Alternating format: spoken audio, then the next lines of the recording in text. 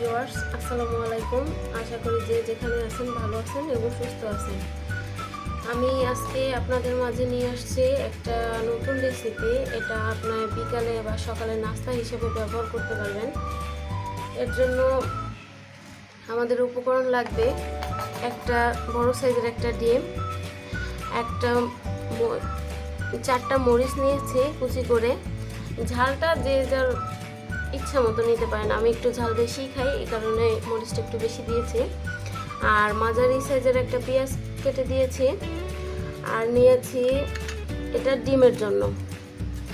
আর আটার গোলার জন্য আমি নিয়েছি আধা চা চামচ লবণ এবং আধা চা চামচ বেকিং পাউডার। বেকিং পাউডারটা অপশনাল, এটা আপনারা চাইলে নাও দিতে পারেন। ভিউয়ার্স, এবার আমি এই যে আটার গোলাটা তৈরি করার জন্য প্রথমে নিয়েছি 1 কাপ, মেজারমেন্ট কাপের 1 কাপের থেকে একটু বেশি আটা।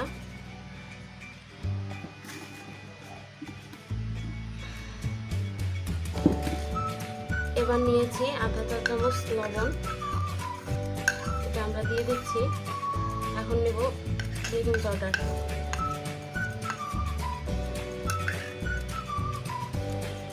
এবার আমাদের করতে হবে, প্রথমে পানি নিতে হবে, কিন্তু পানিটা একবারে নেওয়া যাবে না, এটা ধাপে ধাপে নিতে হবে, তাহলে পানিটা কম বেশি হয়ে যেতে পারে।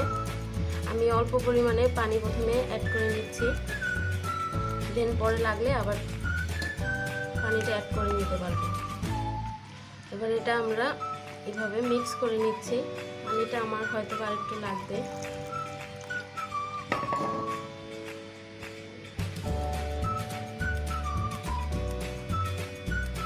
এভাবে আটাটা আমরা গোলাটা করে নিব। গোলাটা যাতে ভালোভাবে গোলা হয়, ভিতরের এই যে আস্ত দানাগুলো না থাকে, এগুলো খেয়াল রাখতে হবে। এটা খুব ভালোভাবে একটু টাইম নিয়ে এটা মিক্সড করে নিতে হবে।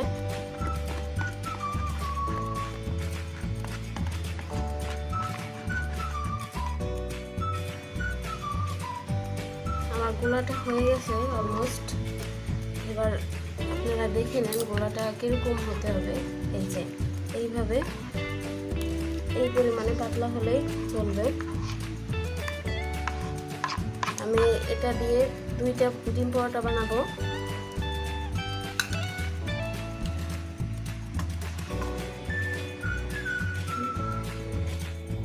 ভিউয়ার্স, এখন আমরা কড়াইটা একটু হালকা পরিমাণে গরম করে নিয়েছি। এর মধ্যে আমরা এখন আটার গোলাটা দিয়ে দেব।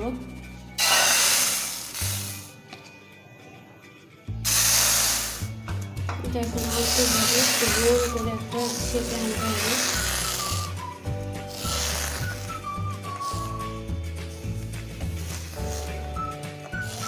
বেশি পাতলা করার প্রয়োজন নাই, একটু মিডিয়াম এরকম হলেই হলো।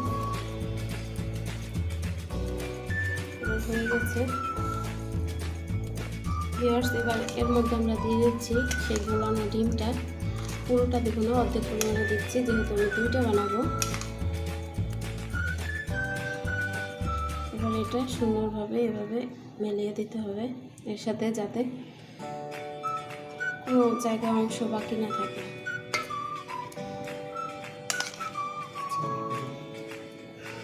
ও, আপনাদের তো একটা কথা বলতে আমার স্মরণ নাই, এটা আমি ডিমের মধ্যে 1 চা চামচ চিনি দিয়েছিলাম, এটা স্বাদের জন্য।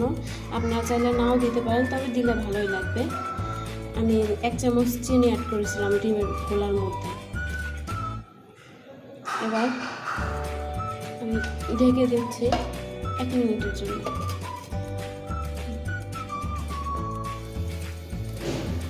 1 মিনিট পর ফিরে এলাম আমরা। এবার এটা একটু উল্টিয়ে দেব।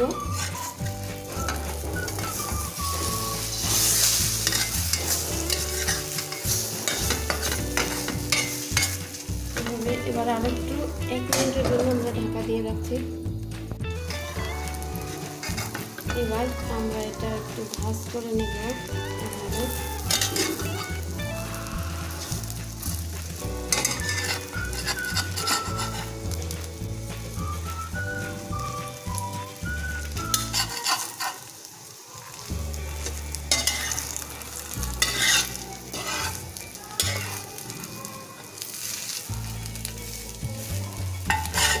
এই সাইডেই থাকবে।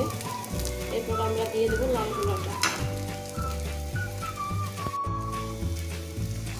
একই সাথে আমরা এবার লাল গুঁড়াটাও দিয়ে দিলাম। এটা জাস্ট এভাবেই থাকুক, 1 মিনিট ঢেকে রাখবো।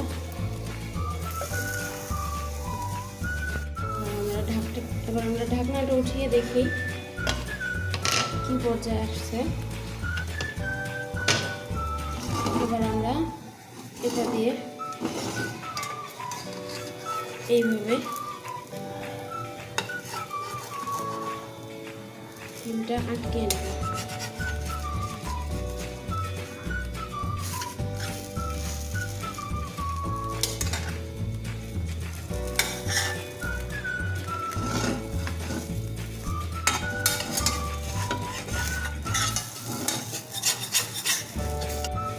এবার আমরা এটা ভাজ দেওয়ার পরে কিছু টাইম একটু হালকা হাতে ভেজে নেব।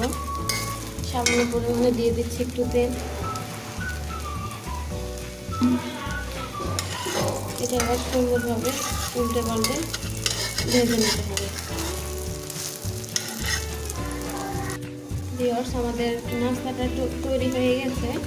এখন আমি এটা এই পর্যায়ে উঠিয়ে নিচ্ছি।